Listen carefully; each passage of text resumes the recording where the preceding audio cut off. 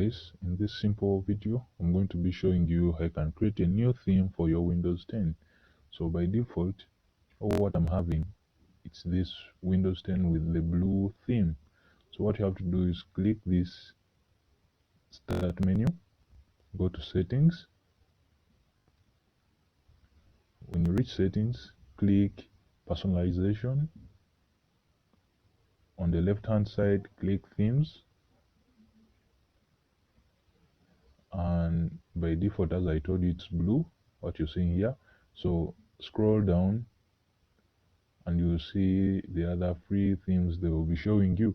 So here we have flowers. It's going to turn the theme to red.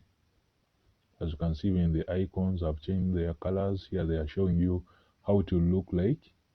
So if you are to go back, you will see we have now a red theme.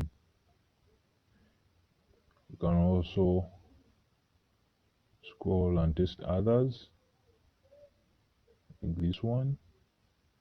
If you are to go back, this is how it looks like. So you can see how it's very simple to use to create new themes for your PC in Windows 10. So that's it, guys, for now. I'll see you in the next tutorials.